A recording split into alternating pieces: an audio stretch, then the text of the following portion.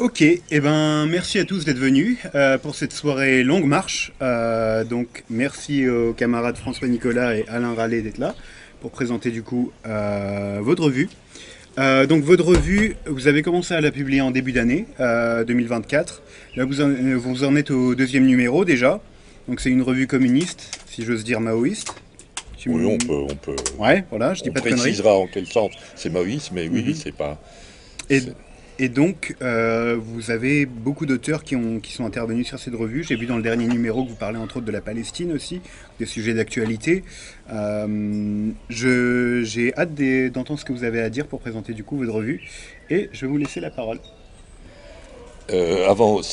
D'abord, merci de l'invitation, hein, de l'occasion que vous nous donnez de présenter la revue, puisqu'elle vient de démarrer. Euh, je pense enfin, le mieux, c'est peut-être que tu. Ouais, mais je peux Oui, introduire oui, le projet.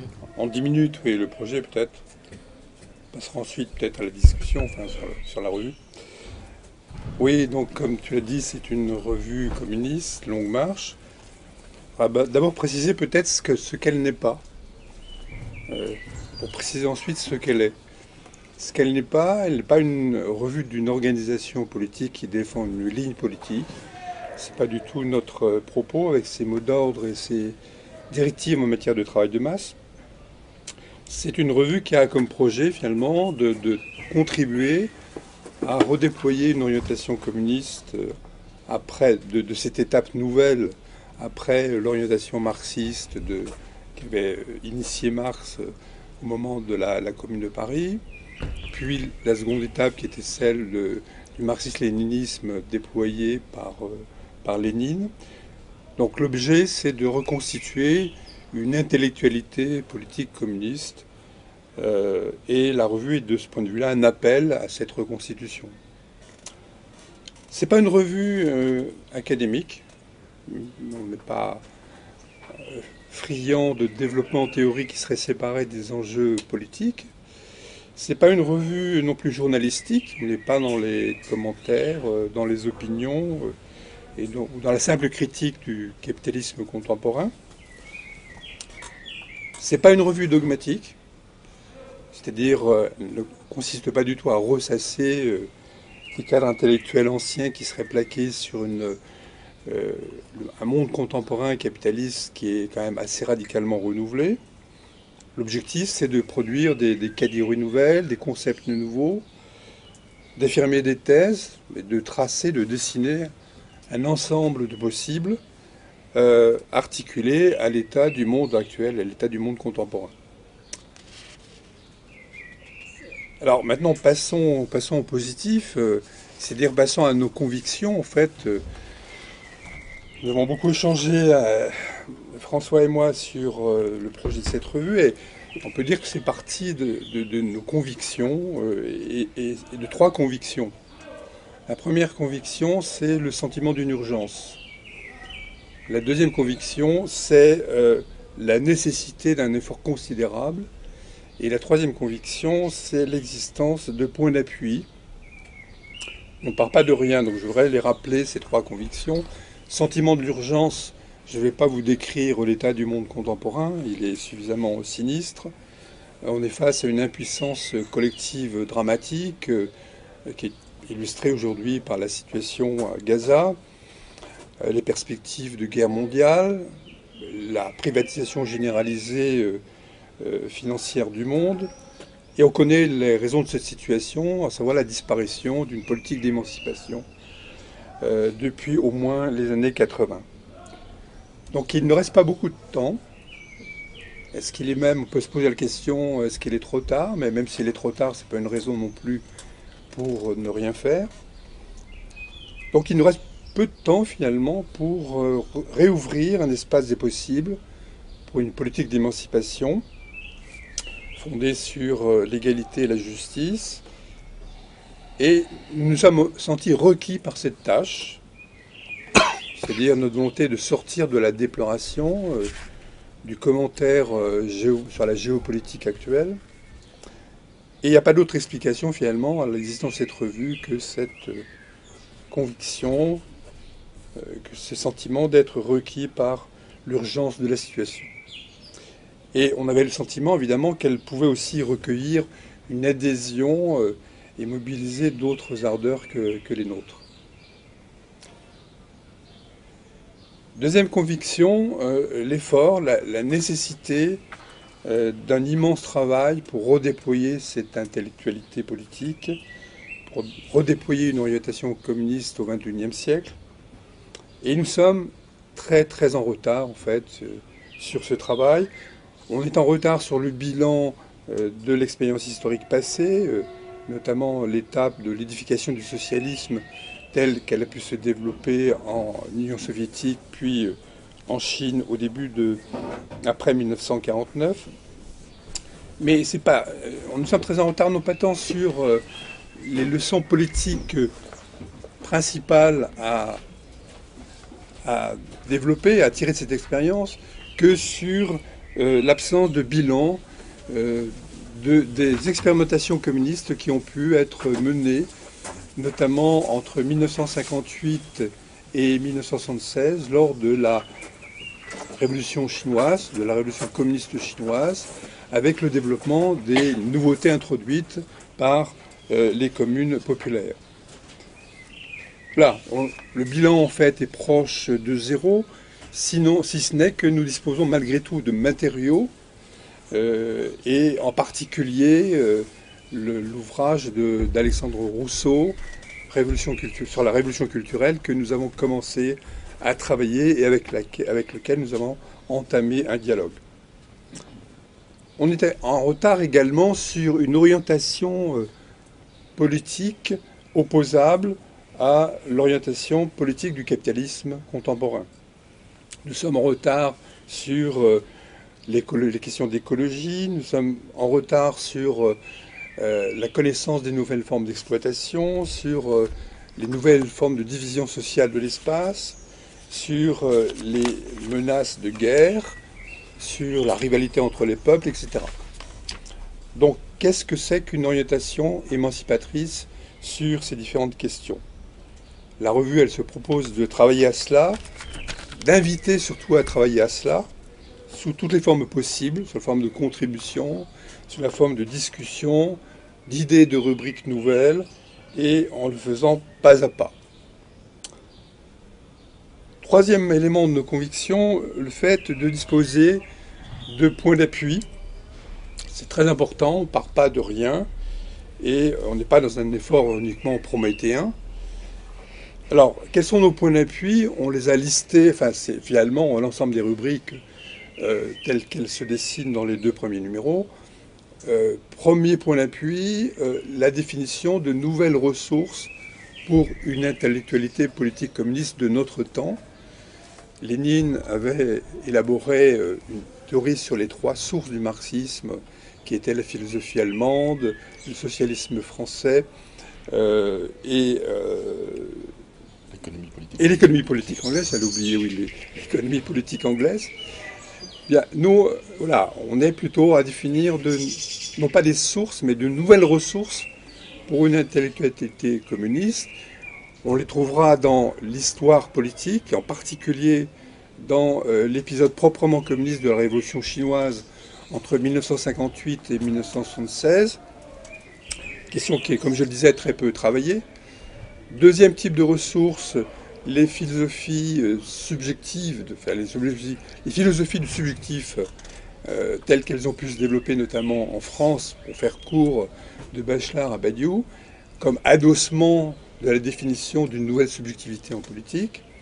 Et puis la ressource du côté de la pensée mathématique en tant qu'elle produit de nouveaux concepts dialectiques et que la pensée marxiste a superbement ignoré depuis sa naissance.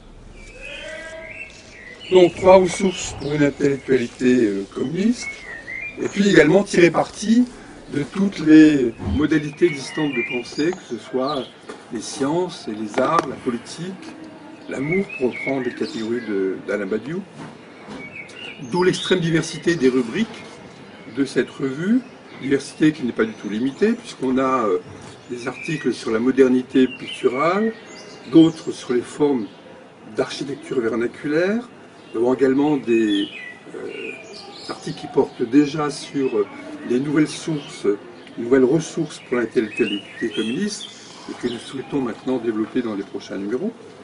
Et puis, nous nous appuyons également sur la dimension internationale de la revue, que nous essayons de faire vivre, d'abord par les traductions. Vous avez remarqué que nous avons une traduction en 4 langues, donc le français, l'anglais, l'espagnol et le portugais. Merci d'ailleurs aux traducteurs qui ont bien voulu superviser la traduction, parce que c'est un travail assez important.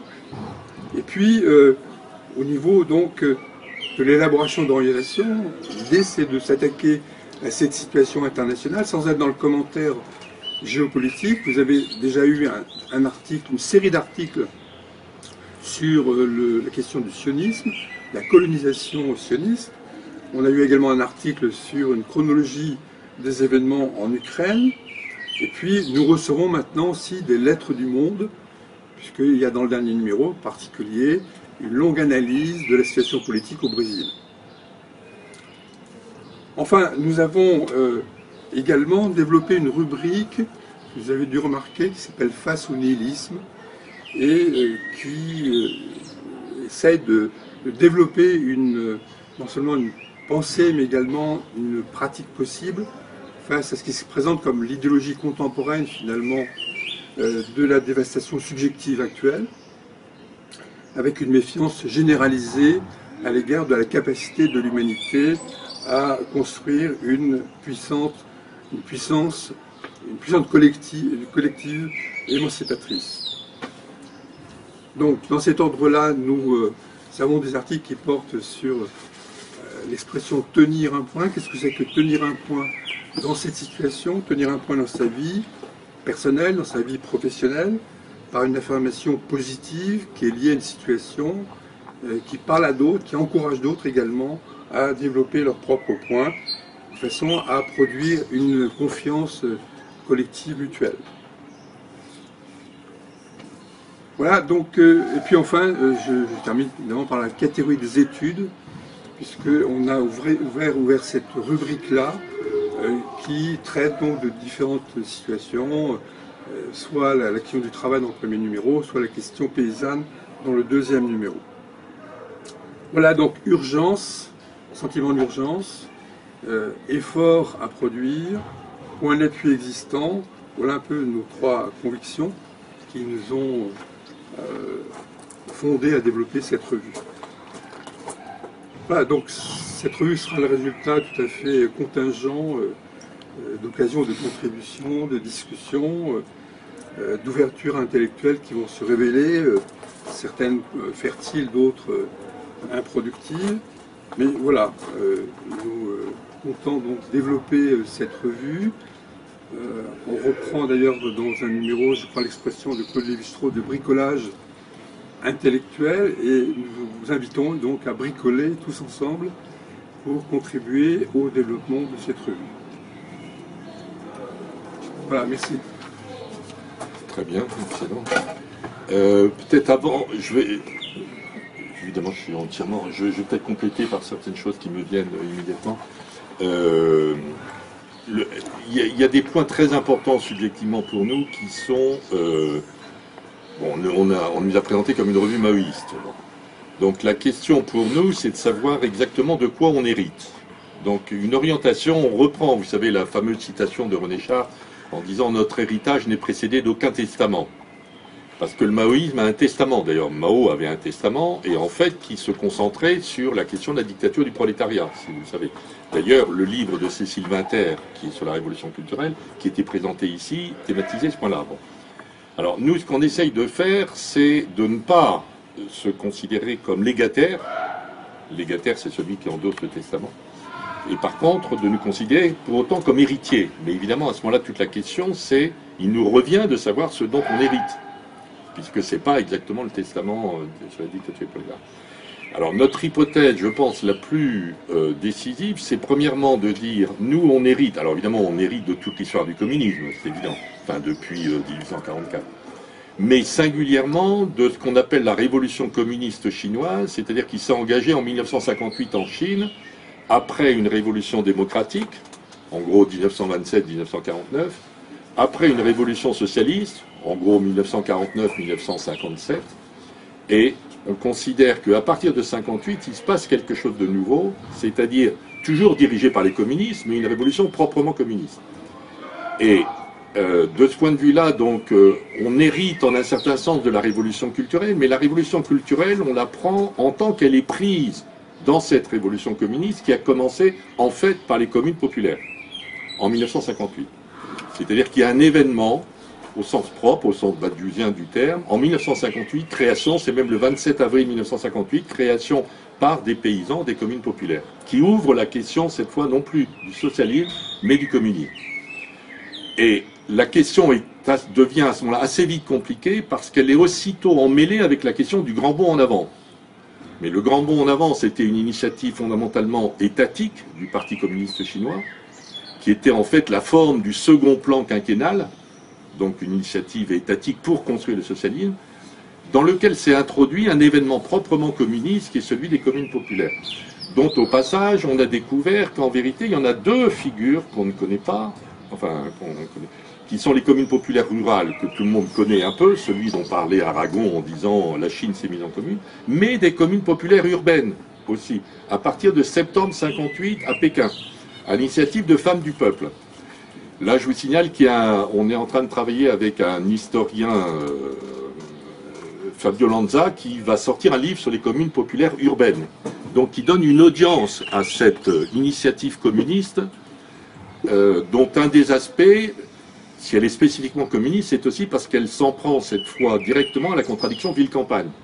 Or là, de ce point de vue-là, c'est tout à fait capital que l'initiative des communes populaires rurales ait aussi son versant urbain. Donc la Chine, la révolution communiste chinoise, c'est pas simplement la commune de Shanghai. La commune de Shanghai, c'est 1968, c'est dans les usines, mais c'est bien plus tardif. 10 ans avant, la vraie initiative, c'est ça. Donc il nous semble que là, on dispose d'un point d'appui considérable pour, à partir de cet événement qui a remis à l'ordre du jour de l'humanité la question proprement communiste, non pas comme la construction du socialisme, mais comme une étape différente. Avec ce point capital pour nous, c'est que le socialisme se construit, mais le communisme ne se construit pas. Ça, c'est un des points fondamentaux, qui va d'ailleurs être... Et donc, vu de cet angle-là, nous, on saisit la révolution culturelle comme un second temps, ou comme un troisième temps, si vous voulez. Comme un troisième temps pour relancer la question du communisme, mais relancer une question qui avait été activée par l'événement Commune populaire 1958. Ça, je pense, pour nous, c'est une hypothèse assez forte pour nous dire, voilà, on est héritier de cela. On hérite de cela. Et évidemment, là, ça implique un gros travail d'investissement, de compréhension, Alors ça, c'est un premier point pour compléter ce qu'a présenté Alain. Un deuxième point pour nous qui est aussi capital, c'est que on hérite d'une orientation communiste qui est assez claire et que nous on formule en disant l'orientation communiste d'abord reste révolutionnaire, c'est-à-dire les communistes, c'est des gens qui veulent révolutionner les rapports sociaux, presque tous les rapports sociaux. Donc il n'y a pas de raison d'abandonner la dimension révolutionnaire des communistes. Je dis ça parce que Alain et moi, on vient de l'UCF, on a une longue histoire commune, on a été confrontés à ces questions-là. Bon, on verra si on est amené à en discuter, mais enfin, en tous les cas, les communistes, c'est des révolutionnaires, c'est-à-dire qui s'attaquent à transformer les rapports sociaux, et dans 4 dimensions, nous semble-t-il, les rapports sociaux de travail, pas simplement de production, les rapports sociaux d'habitation, habiter, ce que veut dire habiter, donc la question des villes et des campagnes. Troisièmement, la question de peupler la terre. Et quatrièmement, la question de l'organisation, s'organiser. Donc l'ensemble des rapports sociaux sur lesquels les communistes se présentent comme ayant l'orientation de les révolutionner, c'est habiter, travailler, habiter, peupler et s'organiser. Donc ça aussi, on hérite de cette orientation-là. Mais évidemment, elle est très abstraite, elle est très générale. Voilà. Et alors, on a la conviction qu'aujourd'hui, on ne peut pas exactement avoir une ligne politique, d'abord parce qu'on n'est pas une organisation, mais par contre, on peut avoir... Alors on se permet de l'avancer de manière un peu humoristique avec la figure de l'acupuncture. On peut intervenir sur des points. On peut, par des points, intervenir sur des enjeux où des enjeux stratégiques se condensent sur des points sur lesquels on peut intervenir politiquement.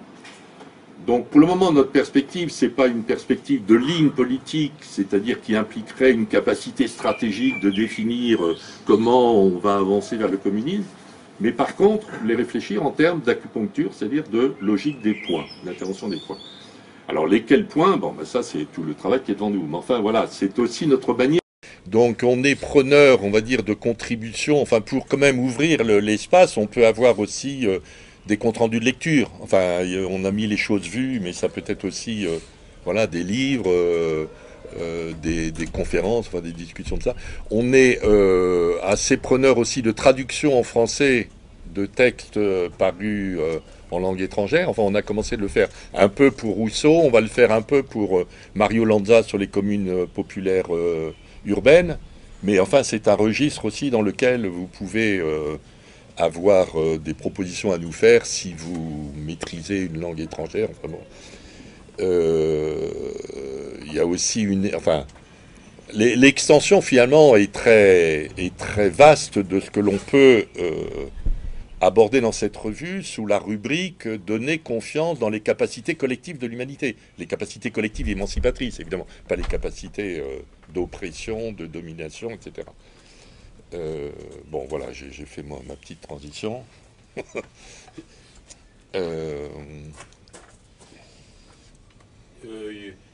Il n'y a pas d'autre. On passe la parole. Oui, on passe à débat. Bah, enfin, débat, nous, on a dit qu'on serait intéressé par savoir un peu ce que les gens peuvent attendre d'un tel projet et d'une telle revue, quoi, voilà. Et en l'occurrence, les gens, mais c'est toi aussi, hein, enfin... Est-ce que la parole au public, on m'accuse suffisamment souvent de la squatter. Alors, voilà, la parole au peuple. Peut-être un commentaire à la lecture de la revue que je trouve important, c'est qu'elle se place aussi sous le signe de l'égalité des intelligences. C'est-à-dire que quand même, il y a une question, il y a un enjeu proprement politique de points à tenir. Et pourtant, ces points-là ne sont pas l'affaire uniquement d'historiens, d'économistes, disons, de personnes qui ont l'habitude des sciences sociales, mais ça peut être des mathématiciens pensifs, des musiciens, des architectes, et quand même placés sous cet impératif des intelligences, de l'égalité des intelligences, que je trouve encourageant en tout cas pour tous ceux qui souhaitent, comme moi, participer dans la revue. Oui, bien sûr. Enfin, ça, l'axiome de l'égalité des intelligences, bon, que Rancière, bien sûr, a déployé avec virtuosité. Espèce de connard de Rancière. Oui, alors je sais. C'est le commentaire personnel. Oui. Tu en espérais, bien. Oui. Alors là, si vous êtes parti sur Rancière, vous êtes mal barré. Mais bon, j'espère que c'est pas le cas du jeune homme. Le maître ignorant, comme je dis volontiers à son compère Badiou, il a bien bossé parce que ce qu'on a vu se développer, c'est essentiellement l'ignorance. Non, mais et de manière massive. Mais il y a quand même une dissociation. Donc oublions Rancière. Non, pas oublions Rancière. Pardonne-moi. Puisqu'on est quand même devant la caméra, il y a une division entre la question du maître ignorant et la question de l'axiome de l'égalité des intelligences. C'est ça ce que je veux dire. C'est-à-dire on peut être réservé sur l'usage que fait Rancière de l'axiome de l'égalité des intelligences sous le signe général du maître ignorant. Mais l'axiome de l'égalité de l'intelligence, à mon avis, est autonome de ses conclusions, et moi je le reprends pour ma part. Voilà, c'est ça que je me permets de... C'est ton droit le plus strict. Mais donc je pense que tu es opposé... Tu as le droit tout à fait d'être un fan de Rancière. Non, je ne suis pas un fan de Rancière. C'est ton problème. Je suis en train de scinder les choses. Je dis que je retiens l'axiome d'égalité des intelligences et pas forcément toute la question de l'intelligence. Enfin, toujours est-il que, voilà, oui. Mais ceci dit, bon là, c'est pas exactement axiome d'égalité des intelligences, parce que là, on voit bien, par exemple, un architecte pensif... les articles, c'est visiblement des articles qui viennent d'intellectuels pour le moment. Bon, on n'a pas de contribution qui pourrait être liée à des formes d'enquête de masse. Bon, le projet de la revue n'est pas de le faire, parce que le projet de la revue n'est pas, encore une fois, exactement organisationnel, politique. Il n'est pas de créer une organisation politique.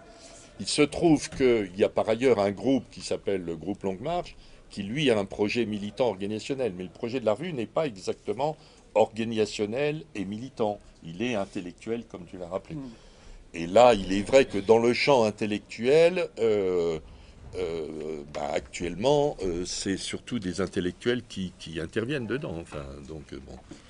Mais par contre, on ne veut pas qu'il soit strictement réservé aux thèmes militants traditionnels. Enfin, voilà. Il nous semble, encore une fois, que la conviction, par exemple, que la modernité artistique a à voir avec la modernité politique est quelque chose qui peut renforcer la confiance collective dans l'humanité, dans la puissance d'émancipation de l'humanité. C'est à ce titre-là qu'on le propose. Moi, j'avais juste une question. Qu'est-ce que cette histoire d'égalité d'intelligence a à voir avec le marxisme et le léninisme? Ah ben ça, si tu veux, ça s'appelle dans le maoïsme, c'est quand même la confiance. Et les idées justes viennent des masses, par exemple. Ça, si tu veux, si j'en fais... Ça n'a rien à voir. Mais si, ça a à voir, bien sûr. Ça n'a rien à voir. L'égalité des intelligences, qu'est-ce que ça veut dire? Alors, l'égalité des intelligences... Je veux dire, c'est complètement absent du corpus marxiste ou léniniste, mais enfin, apparemment, c'est un truc qui vous intéresse, donc explique-moi ce que vous entendez par là. Alors, c'est ça. Pour moi, l'axiome de l'égalité de l'intelligence veut dire ce qu'un homme a produit intellectuellement, n'importe qui peut, s'il le veut, se l'approprier. C'est ça que ça veut dire, l'axiome d'égalité de l'intelligence. Ah bon, c'est ça que ça veut dire? Ah bah oui, bon. Si tu regardes, enfin tu me l'amènes, je peux te le montrer. C'est ça que ça veut dire que... Ah non, mais ça c'est votre propre corpus, donc vous avez défini ça non, comme ça, c'est votre affaire. Pas un corpus. Je veux dire, c'est votre propre production de concepts, ça n'a rien à voir avec le marxisme, mais au moins j'ai compris en quoi ça consiste. Est-ce que je peux demander ce qu'il Oui, y a... vous voyez, tu vois, pour animer le débat... J'ai une question. Il y a Serge, j'attends qu'il parle. Alors Serge, il y a Serge qui a la parole. Oui, pour rebondir sur ce que tu as dit, moi il y a une chose que j'aime beaucoup dans ce que tu nous envoies, c'est les petits éclats de presse. Ah oui. Et je pense oui. que à propos de reprendre cette notion d'égalité, c'est qu'effectivement, à mon avis, ce que j'attends de la revue, c'est de reprendre tout ce qui brille, c'est-à-dire tout ce qui fait éclat aujourd'hui. Et qu'est-ce qui fait éclat? Ce sont les éléments universels qui sont valables pour tous. Là, je reprends la notion d'égalité, c'est-à-dire des choses qui sont valables pour tous, et pour lesquelles, moi, en tant que participant à cette revue, il faut s'engager, pas sur un plan théorique, mais sur un plan subjectif. C'est-à-dire que c'est réellement un engagement. C'est-à-dire que quelque chose brille quelque part, et ce quelque chose qui brille, si on trouve que c'est valable pour tous, donc il faut s'y engager, et je pense que l'écriture même des articles doit contenir cet engagement subjectif. Pourquoi? Alors moi je pense que parce que ce qui brille... Je vous ai dit que c'est Serge Pecker qui écrit sur le cinéma, etc. Et la peinture. Et la peinture, oui, pardon. Vas-y, continue Serge. C'est-à-dire que ce qui brille est quand même dans une certaine obscurité au départ. Hein, c'est comme une pierre qui est enfoncée dans la roche. On voit que ça brille, mais on ne sait pas trop ce que c'est. Et le travail consiste à rendre clair, à rendre cette brillance claire pour tout le monde. Et pour soi, c'est-à-dire pour l'auteur, qui finalement, éclairant pour soi, éclaire pour tous. C'est pour ça que j'aime bien, je pense qu'éclat va très bien avec la revue. Et à partir de là, ça demande effectivement un engagement éventuel de la revue sur si quelque chose brille quelque part, et intervenir, pourquoi pas, pour là aussi s'éclairer davantage. Voilà, juste ce petit point sur... Oui, c'est absolument... On est absolument d'accord avec ça. Et tes qualités d'intervention vont dans ce sens-là. Enfin, ton article sur Rothko, par exemple, va exactement dans ce sens-là. C'est-à-dire voir dans Rothko l'éclat qui est inaperçu. Mais même dans les films, ta manière de commenter les films est toujours sous ce registre-là. Ça, c'est très, très frappant. C'est... Les domaines sont multiples et variés. Mais je pense qu'il faut, sans caricaturer les choses, faire en sorte que ça soit clair pour tous. Que ce soit un article sur les mathématiques, que ce soit un article sur le cinéma ou sur la peinture, je pense que quand même un des objectifs, c'est que la clarté brille pour tous. Voilà, ce petit point. Ce qui est difficile, c'est-à-dire que ça demande un travail extrêmement difficile de rendre clair et pour soi et pour tous, ce qui peut être parfois extrêmement difficile, des choses complexes, des choses... Clarté, distinction, on dira Descartes. Oui. Ouais, alors, oui, je suis absolument d'accord avec Serge sur cette trouvaille éclat de presse, et je dois dire qu'en réfléchissant un peu à la fonction. Un petit commentaire, parce que sinon personne oui, ne comprend. Il se François... trouve que par ailleurs, j'envoie tous les jours à ceux qui le veulent, si vous le voulez, vous m'écrivez, pas une revue de presse, mais des éclats de presse, voilà, sinon on ne comprend rien. En réfléchissant à ce que non seulement je pouvais attendre de la revue, mais ce que j'y trouvais déjà, alors, bon, moi je ne suis pas tout à fait dans les cadres ni dogmatiques, ni quoi ni qu'est-ce, mais je suis partie de la définition minimale de qu'est-ce que c'est que l'orientation communiste, orientation qui fait l'hypothèse qu'il est possible qu'il y ait autre chose qu'un monde organisé par la domination. Le point de la domination, pour moi, est un point central d'une manière générale, mais aussi, par exemple, dans mon travail, puisque on peut soutenir, je pense, que la domination, la loi du plus fort, c'est ce qui caractérise l'humanité, non pas comme humanité au sens où nous l'entendons, mais comme espèce animale. Espèce animale qui, si sa puissance n'est organisée par rien d'autre que la domination et la loi du plus fort, devient, comme on le voit, absolument dévastatrice. Et il y a donc un devoir pour ceux qui s'orientent différemment de penser les conditions dans lesquelles la puissance que l'humanité peut développer peut être au service d'autre chose que la domination. Et je pense qu'il y a un tas de questions contemporaines qui ont à voir directement avec ça. Et par ailleurs, il est certain qu'il existe dans le monde des gens qui ont des pratiques, peut-être même à leur insu, et pas du tout explicitement référées à la question du communisme, mais qui sont des pratiques organisées selon l'axiome de l'égalité.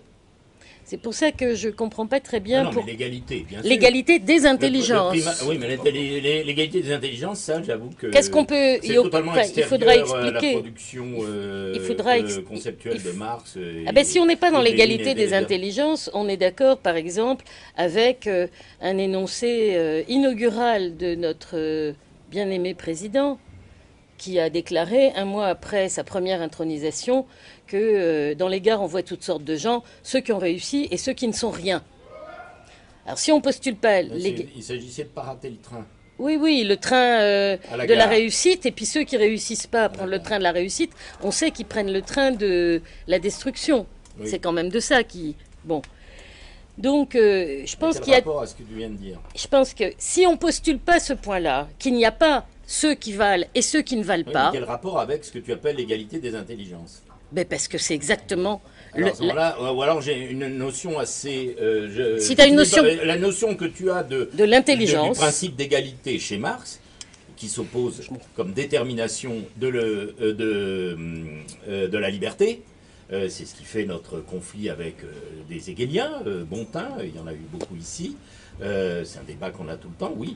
Le principe d'égalité donne un sens à une notion vide qui serait celle de la liberté si elle n'est pas déterminée par le principe d'égalité. Voilà ce que Marx ou Lénine ou tant d'autres vont te dire de l'égalité. Après l'intelligence, qu'est-ce que ça vient foutre là-dedans et quel rapport ça peut avoir avec cette espèce de description sommaire de ce qui pourrait être une espèce de conception un peu, je dirais, vulgaire mais vulgarisé comme tel, ce qu'on appelle le darwinisme social, qui incidemment n'a rien à voir avec Darwin. Donc l'intelligence n'a rien à voir avec ça. On te parle de rapport de classe, de rapport de production, et d'ailleurs d'exploitation, pas de domination. On te parle absolument pas de la question de l'intelligence. Heureusement, Marx ne nous sort jamais des trucs pareils. Attends, Dominique. Donc on n'est plus dans le marxisme, on est peut-être dans le maoïsme, je ne sais pas, je suis mauvais juge de ça, mais indépendamment de la confusion complètement épistémologique de ce genre de discours, et y compris dans le comment dirais-je, dans l'exemple que tu donnes, bien sûr qu'on est... la question n'est pas d'être d'accord ou pas d'accord, c'est d'une banalité totale, le cliché de Macron, je veux dire, ça devient une figure quasiment métaphorique, c'était voulu comme tel, avec son histoire de train qu'il fallait pas rater, des start-upers, de la Start-up Nation. Bon, bah, c'est un discours d'une extrême banalité, qui n'est pas nouveau, qui est celui du libéralisme depuis toujours, et surtout depuis... Non mais attends, comme vous m'avez sollicité, voilà, j'anime le débat, ici tu sais qu'on n'est pas du tout... On est dans le débat, hein, pas la connivence. Tu l'avais accepté par avant. Donc je réponds à madame que, eh bien, vous avez tout à fait le droit de penser ça, de vous constituer vos petites catégories du genre égalité des intelligences, mais ça n'a pas grand-chose à voir, j'ai même rien à voir avec le marxisme. Ni d'ailleurs avec le léninisme. Avec le maoïsme, je ne sais pas, je suis très mauvais juge, à vous d'apprécier. Oui, en tant que membre de l'assistance, j'aimerais bien juste entendre la fin de votre pensée aussi. Alors, je dois dire que je me souviens plus à quel moment j'ai été... Ah ben moi, j'ai entendu la fin pour répondre, hein, madame. Vous pourrez le vérifier sur la vidéo. Bon, en tout cas, il existe. Vous parliez tout à l'heure d'égalité. Oui. Vous étiez parti, si j'ai bien entendu, vous n'avez pas du tout parlé d'égalité des intelligences. Si, bien sûr que si. C'était, madame définissait ce qu'elle appelle l'égalité des intelligences. Le principe communiste, elle essayait de construire quelque chose autour du concept d'égalité. Je vous invite à continuer là-dessus et à laisser le débat avec... À laisser l'intelligence de côté. Alors, d'abord, les catégories philosophiques, conceptuelles, etc., c'est très joli. Mais comme disait Charcot, la théorie c'est bien, mais ça n'empêche pas d'exister. Donc d'abord il y a les situations, et puis on mobilise les outils qu'on a, éventuellement, pour penser les situations qu'on rencontre. On ne commence pas par les catégories abstraites, parce que ça, je pense que ça a montré absolument sa stérilité et sa vanité.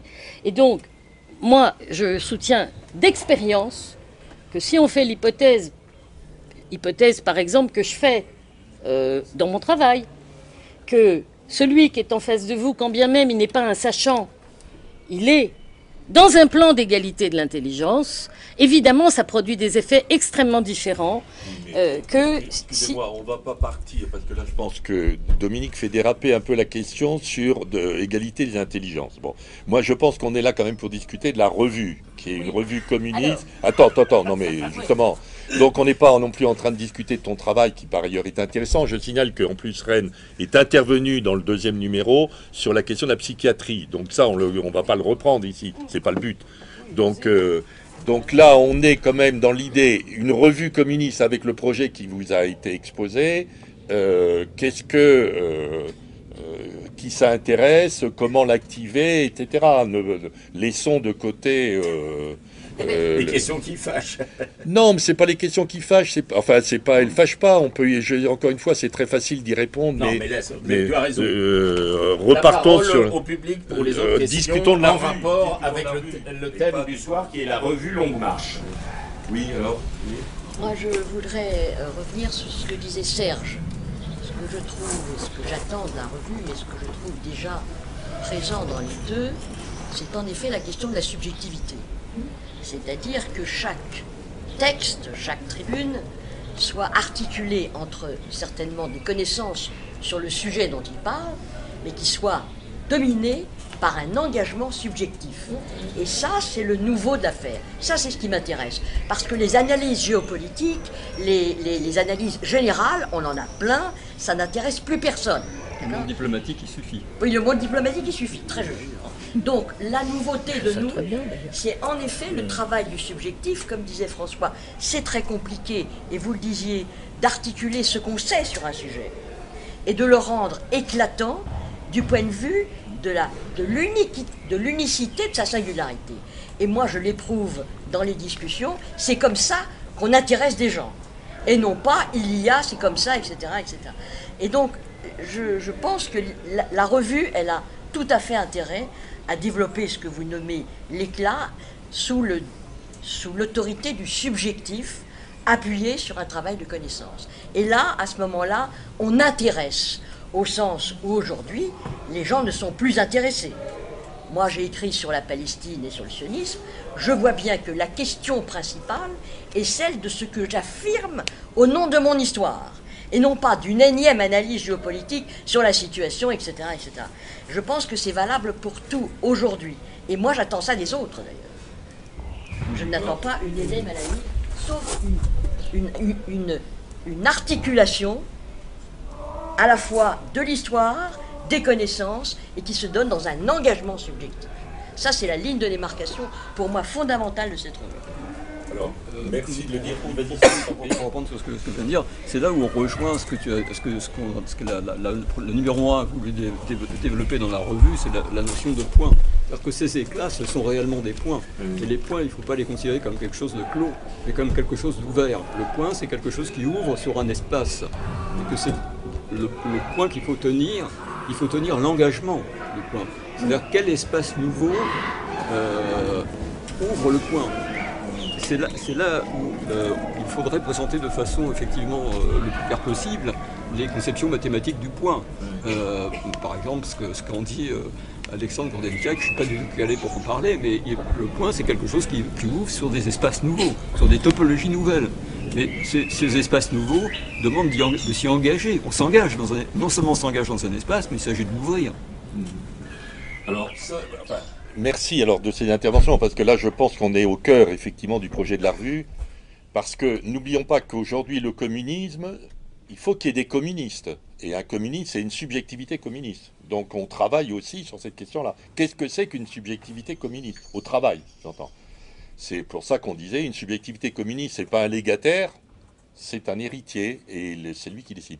Alors, trois caractéristiques quand même sur cette subjectivité, parce que là, on est au cœur de la revue, à mon avis, qui sont essentielles, qui sont effectivement une subjectivité du point, avec l'idée quand même que le point, comme c'est un point stratégique, c'est-à-dire qui condense en fait une situation d'ensemble, le point déplace la dialectique un peu encombrée du local et du global. Vous savez, on pense global, on agit localement, etc. Bon, à mon avis, le point, en tant que point subjectif, déplace cette dialectique locale-globale, y échappe un peu, parce que d'une façon, il condense en un point une question stratégique, et donc il rayonne. Bon, voilà. Ça, c'est la première caractéristique, subjectivité des points. Deuxièmement, je pense qu'il est très important, c'est dans la subjectivité, l'articulation entre l'individuel et le collectif.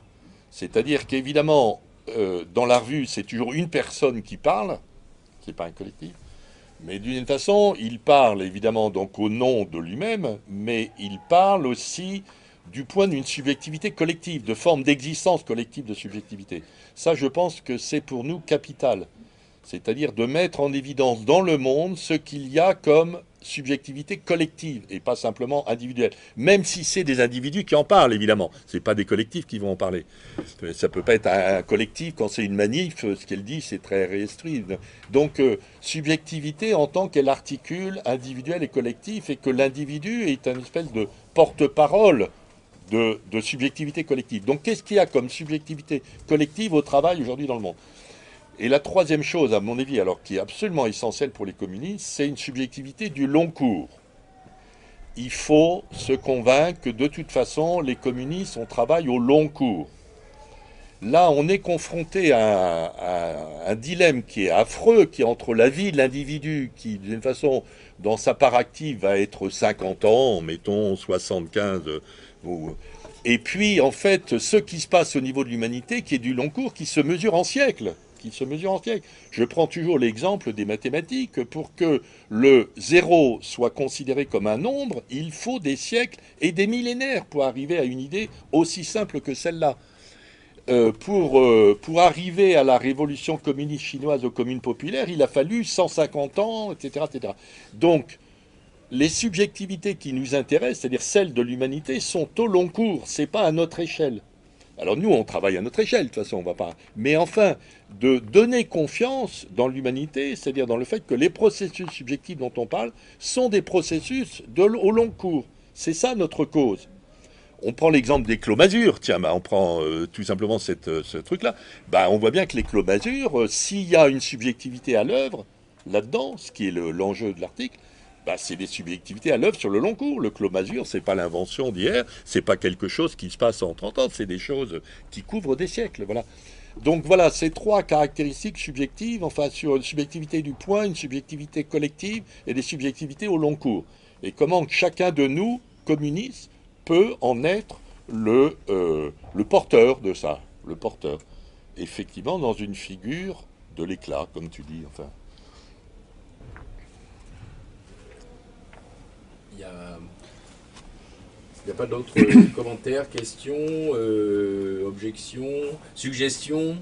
Si. Mais je pense que ce que disait, il y avait un autre élément qu'introduisait Serge, c'était que l'engagement subjectif se traduit aussi dans le style d'écriture. Et on voit bien que aussi bien l'article sur le sionisme que les articles que tu as écrits, on voit bien que l'engagement subjectif donne lieu à un certain style d'écriture. Et je pense que ça, c'est une chose à réfléchir du point de vue de la revue elle-même, puisqu'on fait une revue, c'est à la fois les questions qu'on aborde, mais c'est également le style dans lequel on les développe, quoi. Et je crois que c'est une question qui est à retenir. À ce niveau-là, je pense que l'engagement subjectif procure à celui qui l'écrit, à celui qui va lire, doit procurer de la joie.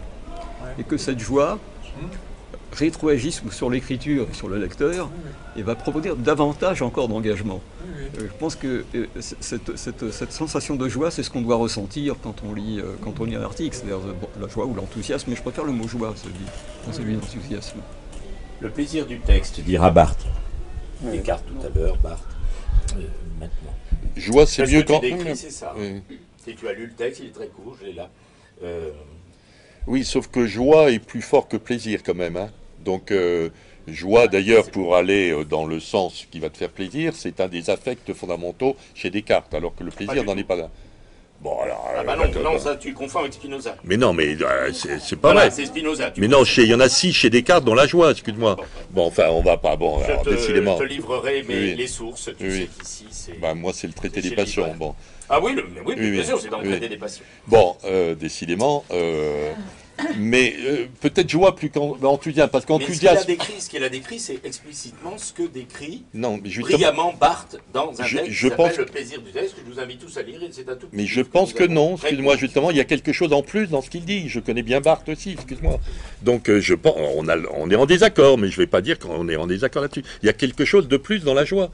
Et d'ailleurs, il n'est pas vrai que chez Barthes, la joie soit un affect décisif. C'est pas vrai du tout. Enfin, mais on ne va pas se partir sur Barthes. La problématique du neutre n'est pas compatible avec la joie. Donc, c'est pas un affect barthien. Il faut distinguer la séduction qui procure du plaisir de la joie. Ben oui, bien sûr. Mais il vaut mieux peut-être joie aujourd'hui, disons. C'est pas nécessairement la séduction qui procure du plaisir. Est-ce que vous avez vu ça? Bref, là, on s'égare de nouveau. Mais ce que je veux dire, c'est que si tu veux, l'enthousiasme, c'est quand même un peu un problème aujourd'hui. Classiquement, en politique, c'est l'enthousiasme. Voilà. Il est vrai que le communisme, subjectivement, a beaucoup misé sur l'enthousiasme. Je pense que ça, c'est quand même un peu problématique. Parce que l'enthousiasme peut être plus facilement trompeur, alors que je crois que la joie ne trompe pas. Voilà. Donc je validerais plutôt l'hypothèse que la joie, oui, l'enthousiasme, attention, parce que c'est assez vite l'enthousiasme des lendemains qui chantent, etc. Voilà. Et donc, bon, ça marche plus. Est-ce que tu dirais que l'enthousiasme, c'est ce qui est sous condition de l'horizon d'une victoire promise, alors que la joie, elle est dans la subjectivation telle qu'elle est, libérée de la question de son résultat. Et surtout, elle ne fait pas un pari sur l'avenir. La joie, elle est là, absolument. Elle est active, alors que l'enthousiasme a un peu un côté pari sur l'avenir. Oui, on va gagner, quoi. C'est une affection de la pensée, en fait, la joie. Ah oui, ça, bien sûr. Oui, l'enthousiasme aussi, on peut le dire. Hein, mais l'enthousiasme convoque un pari sur l'avenir, alors que la joie ne le convoque pas. Et il y a quand même, dans l'idée du communisme, je pense qu'il faut réactiver, c'est plutôt de miser sur l'ici et maintenant, et pas sur demain ça va aller mieux, quoi. Parce que d'abord, on sait que demain, pour nous, ça va pas tellement aller mieux. Donc, et puis ça n'a pas marché. Donc, ça n'a pas marché. On peut se dire que la question du bilan, elle est aussi du bilan des étapes qui ont eu lieu et qui ont à un moment été victorieuse. Il y a la question que faire de la victoire, qu'est-ce que la victoire fait de nous. Donc le point de l'enthousiasme est effectivement... Oui, mais là, je ne connais pas l'enthousiasme sur la victoire, parce que l'enthousiasme n'est pas forcément lié à la victoire. Hein. Il peut être, Juste une incise très brève. Dans le prochain numéro de la revue Propagande, il y a une série de textes que nous a soumis Badiou, et il y en a un qui s'appelle « Qu'appelle-t-on une victoire ?» Oui, je sais bien. Mais je veux dire, Mao, par exemple, disait, à mon avis, à juste titre, que la victoire est facilement trompeuse, enfin, parce que ce qui suit la victoire, c'est souvent des temps, en fait, très durs. Les résistants l'ont parfaitement connu, ça. Ils savaient très bien que d'une façon, il y avait une espèce de subjectivité dans la résistance qui portait, et puis que finalement, la chose gagnée, c'est-à-dire les nazis chassés, ont tombé dans une réalité qui était assez sinistre, ce qui fait que les meilleurs d'ailleurs des résistants n'ont pas continué en politique et que les pires, comme Mitterrand, ont essayé de faire bon. Donc, mais l'enthousiasme, je ne le liais pas à la victoire, simplement à la question du futur. Essayons d'avoir un communisme qui ne soit pas des lendemains, mais un communisme. Et je crois qu'exemplairement, ce sur quoi on peut s'appuyer, c'est le communisme des communes populaires, encore une fois.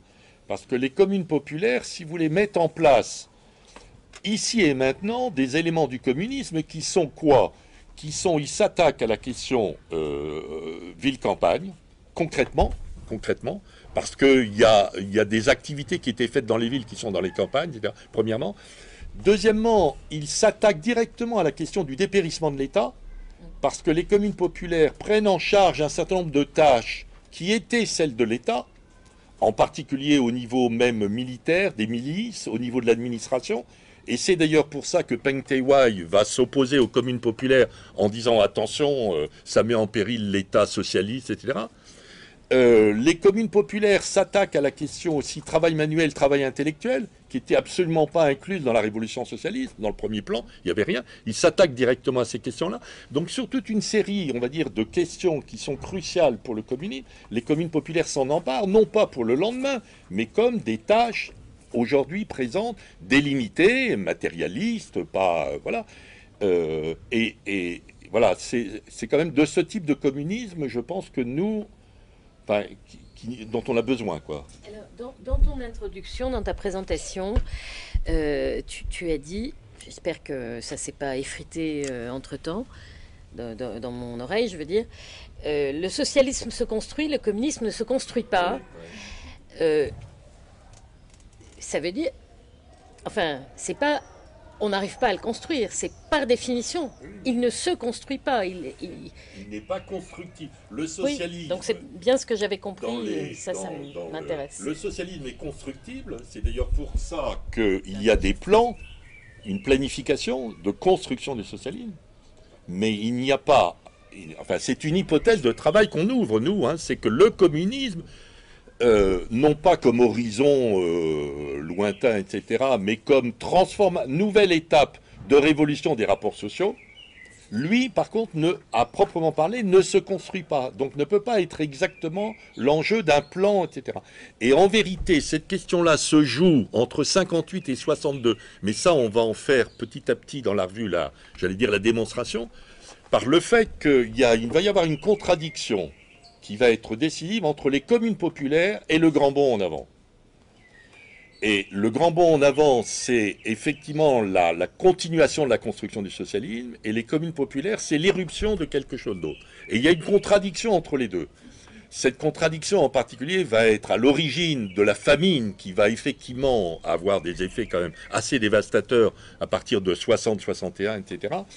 Et la droite, enfin ceux qui vont l'emporter finalement à partir de 61, 62, ça va être justement de mettre en avant le grand bond en avant, enfin la planification contre... Bon, c'est le moment. Mais les communes populaires commencent à désintriquer, si vous voulez, un certain nombre de choses qui étaient intriquées dans le marxisme-léninisme. Et d'ailleurs, ça va se traduire très concrètement dans le fait que Mao lui-même va décider de désintriquer, puisqu'avant il était dirigeant du Parti communiste chinois et chef d'État, et il va abandonner ses fonctions de chef d'État pour rester au niveau du Parti communiste chinois et confier l'État à Liu Shaoqi. Bref, tout ça, on ne va pas l'exposer maintenant, etc. Mais cette séquence-là, du point justement qui met à l'ordre du jour pour la première fois dans l'humanité le communisme, non pas comme idéal, mais comme transformation effective des rapports sociaux, c'est la première fois que ça se fait dans l'humanité. Cette expérience-là est absolument capitale, voilà. Et elle se fait au présent, pas pour une promesse, mais il y a des choses à faire, voilà. Et qui ont été faites, et qui ont été évidemment combattues aussitôt, et qui ont été défaites, évidemment. Et on hérite de cette défaite, et on hérite... donc il faut en rendre compte, enfin, mais... dois dire que la revue a déjà un effet. J'ai été naviguer un peu du côté du groupe militant Longue Marche et à cause du sentiment de l'urgence de la situation et les situations, j'ai commencé par reculer en race campagne parce que si on n'est pas en état d'intervenir, alors il y a l'étude. Et je dois dire qu'en réfléchissant à la revue, je me suis dit que, elle récolte et met au jour ce qui mérite d'être appelé des éclats de communisme. Et d'autre part, le point de l'étude, vraiment j'y ai repensé différemment. C'est-à-dire, il s'agit de revisiter ce dont on hérite, mais alors évidemment à une distance sidérale de devoir...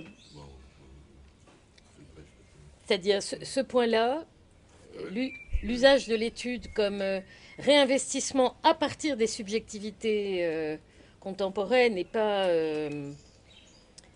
comme apprentissage. Enfin, voilà.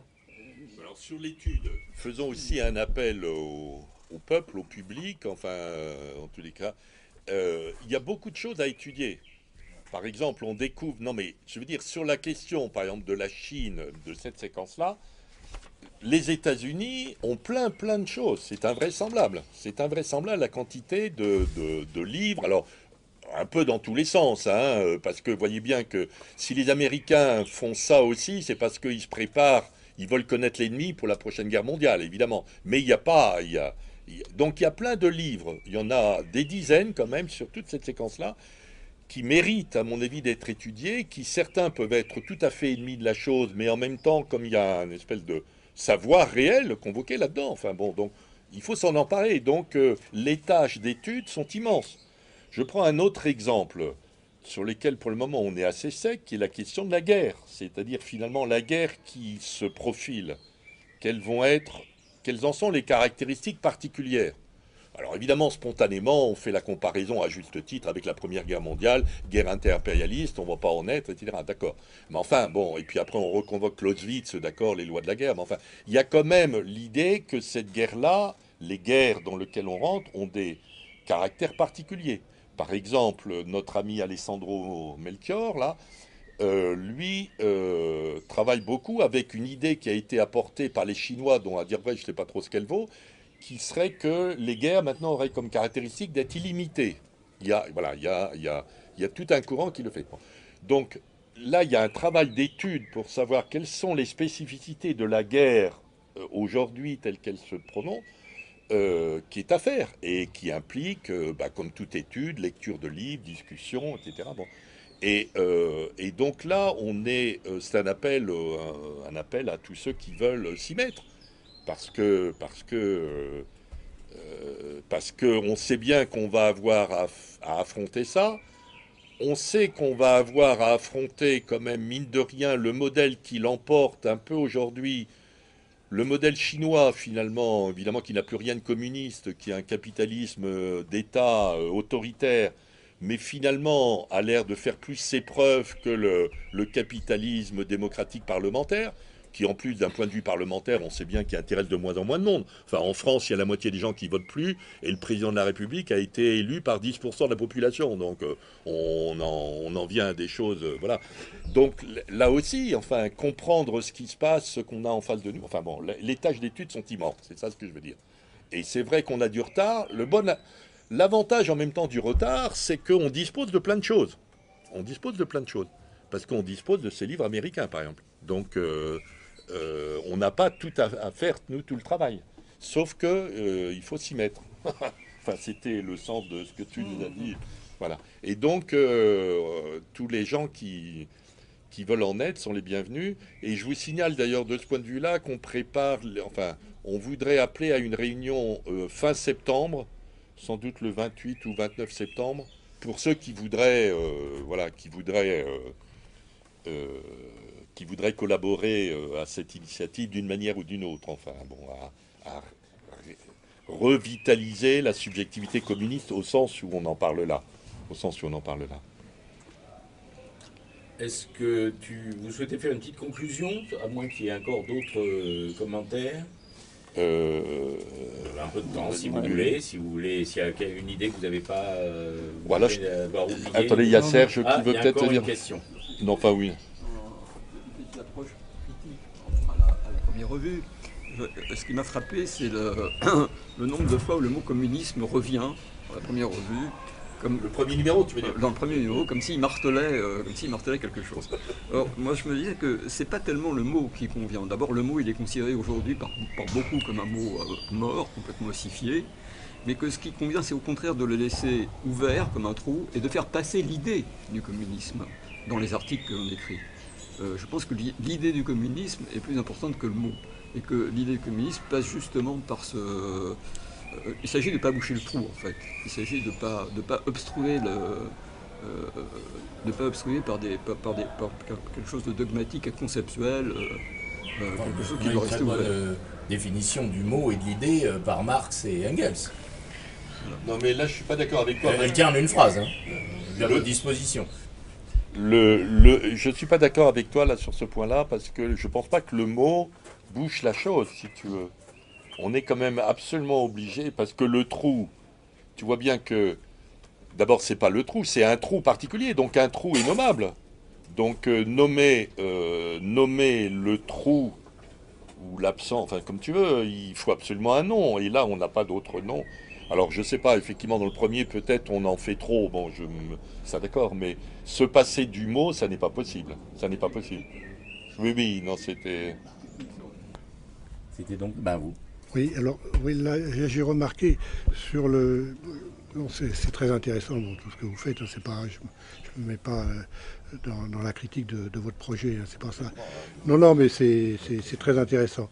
Mais par contre, là où je vois un problème pour l'avenir, c'est dans votre démarche sur la guerre. Vous nous dites, la guerre c'est intéressant parce que les Américains sont beaucoup plus fournis que nous. Nous ne savons pas nous ne savons pas vraiment encore à l'heure actuelle ce que c'est que ces guerres. Peut-être qu'elles sont éternelles, peut-être que ceci, peut-être que cela. Mais vous êtes communiste, vous voulez réactiver une démarche subjective communiste. D'autre part, vous inspirez de Mao et de ce qui s'est passé en Chine, de ces événements qui peuvent nous heurter de tout ce que nous avons fait. Comment est-ce que vous pouvez ne pas voir que le problème de la guerre, c'est pas de savoir si on connaît son éternité, sa futilité ou autre. Le problème de la guerre, c'est qu'une fois de plus, les partis, rien que pour prendre les partis marxistes du XXe siècle, ils ont raté la guerre de 14, à part Lénine, comme par hasard. Ils ont raté la guerre de 40, à part Staline, qui est à côté, mais qui ne peut intervenir qu'à partir de 41, en fait. Et pour ce qui est des marxistes européens, ils ont raté 14, ils ont raté 40. Et là, ce qu'on fait là, c'est qu'on a raté l'Ukraine. C'est-à-dire que où sont une camarade là-bas, l'appeler camarade, voilà, une camarade. Mais parle pour toi ou pour les marxistes. Non, une camarade là-bas, une camarade là-bas a parlé de comment on a fait un article déjà sur Gaza, sur l'Israël, etc. C'est très intéressant. En effet, on se bouge énormément. Il y a des manifestations monstres à Paris, dans toute l'Europe là-dessus, sur l'Ukraine. Quelle manifestation, quel mouvement de communistes, quel mouvement même, je dirais, de subjectivité communiste sur cette question de la guerre en Ukraine. Comment on peut dire qu'il faut attendre des études en fait professorales sur la guerre pour savoir ce qu'on va faire sur l'Ukraine, alors que quand même un des principes du marxisme, c'est que c'est dans l'action qu'on apprend. Et donc, si on prenait parti sur la guerre, c'est-à-dire sur la paix, on avancerait certainement, on aurait certainement une bien meilleure connaissance de la guerre en Ukraine que nous n'avons pas à l'heure actuelle, parce que nous ne sommes pas dedans.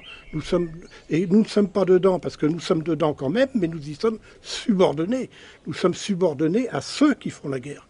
Nous n'imposons pas notre subjectivité. C'est précisément un des thèmes de réflexion que se propose la revue. Donc non. Je peux prendre ça comme un encouragement.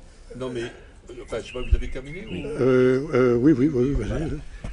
Enfin, je sais pas si tu veux répondre, mais donc peut-être je me suis mal expliqué. Hein, je veux dire, il est évident qu'il faut prendre position. Nous, on prend position, par exemple, sur la guerre dans l'Ukraine, en disant c'est devenu, c'est très précis. Hein, la guerre a changé de nature à partir d'avril 2022.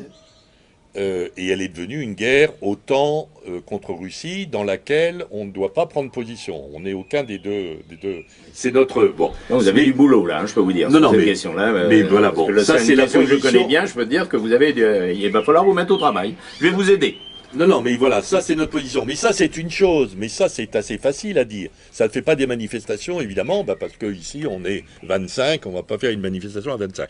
Le problème, il est plus compliqué, si vous voulez. Enfin, il me semble, sur la guerre, je suis d'accord avec vous qu'il faut prendre position, mais voyez bien que lorsque Lénine, par exemple, prend position en 14, effectivement isolé par rapport aux sociodémocrates allemands, on connaît l'histoire, revenons pas là-dessus. C'est quand même parce que lui est porteur d'un point de vue sur la révolution. Je vous rappelle quand même, disons, la grande maxime, soit la révolution conjurera la guerre, soit la guerre entraînera la révolution, d'accord. Donc il est quand même, Lénine, évidemment, adossé à cette conviction-là. C'est-à-dire qu'il y a une révolution dont le problème aujourd'hui, c'est que face aux guerres qu'il y a, évidemment, on peut et on doit dire non.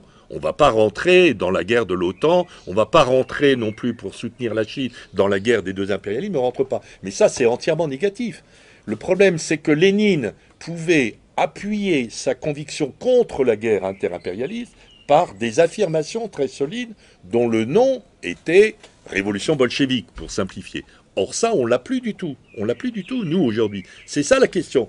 Donc, c'est nous, à ça, quand même, qu'il faut essayer de reconstituer, c'est-à-dire des affirmations communistes, des affirmations, pas des critiques, etc., des affirmations communistes d'aujourd'hui. Sinon, on n'a aucun impact parce que, et c'est d'ailleurs le problème sur Gaza, parce que si vous voulez, sur Gaza, ça rassemble les gens contre ce qui se passe, à juste titre, évidemment, à juste titre. Les massacres sont épouvantables, etc.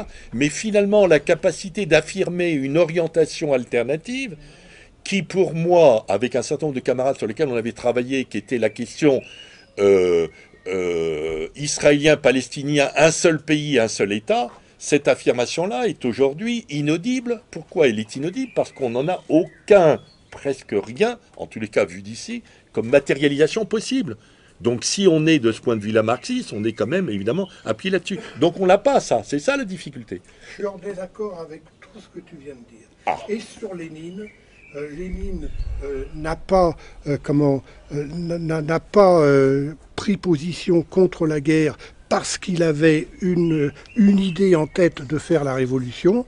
La révolution chez Lénine n'est pas une hantise de tous les jours. Ce qui est une hantise de tous les jours, c'est l'analyse concrète de la situation concrète.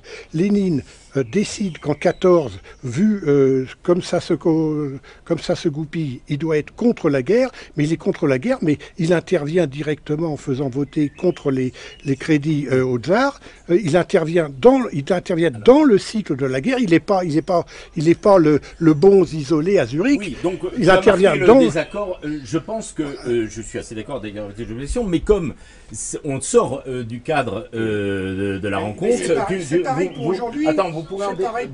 Vous pourrez en débattre après, puisqu'il va y avoir la séance de dédicace ou Dieu sait quoi. Bref, mais là, comme le temps file un peu,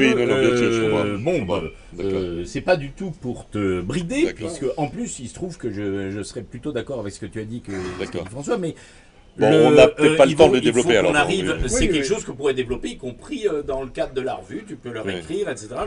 Je crois qu'ils ne demandent pas mieux. Ah oui, au passage, oui. Voilà. Par exemple, il y a un article sur l'Ukraine, c'est dans le premier numéro, la revue est en vente dans la très bonne librairie qui est à côté de moi. Et donc, si vous le regardez et que vous avez envie de nous répondre là-dessus, vous êtes vraiment le bienvenu. Je suis d'accord, faisons comme Dominique, peut-être, ne prolongeons pas. Non, je suis d'accord. Non, c'est un débat passionnant, y compris à tous égards. Je pense que c'est ce qui va conduire à terme à de graves difficultés. Donc, analyse concrète de notre situation concrète. Maintenant, il faut qu'on en arrive à une conclusion. Alors là, je vais laisser ça à mon ami Alain de faire la conclusion. Tu as fait l'introduction, tu fais la conclusion. Mais la conclusion, c'est de poursuivre les discussions auprès de la collation, c'est ça Ça, c'est le très court terme. Oui, mais la conclusion de ce qui va être de votre intervention, donc telle elle va apparaître sur la chaîne YouTube, je pense qu'il y a un certain nombre à travers vos réactions, un certain nombre d'idées qui sont tout à fait intéressantes qu'on peut prendre en compte pour développer, améliorer la revue. Le débat qu'on a eu sur l'engagement subjectif derrière les papiers qu'on peut faire, etc. Le style d'écriture que ça implique. Et puis les questions qui sont des chantiers. Enfin, la question de la guerre, effectivement, ce sont des chantiers d'études. Et voilà, là, il faut qu'on ait des contributions. Et effectivement, on appelle donc à des contributions de ceux qui ont un point de vue. Et on peut élaborer comme ça des points de vue, un débat à travers y compris critique, y compris critique, enfin, bien sûr. Bon, il faut que... Pour ça, il n'y a pas vraiment de débat, s'il n'y a pas de critique. Non, mais c'est pas qu'on est tellement porteur du débat, tu le sais bien, Dominique, hein, on n'est pas porteur du débat, c'est pas ça. C'est plutôt la confrontation des idées, des subjectivités, voilà, et porteuses, c'est ça donc... Voilà. Alors, donc, eh bien, c'est ça la conclusion. Voilà. Et donc, bravo. Merci. Et là-dessus, alors... Merci de l'invitation. Je vous invite, donc, notre petit camarade...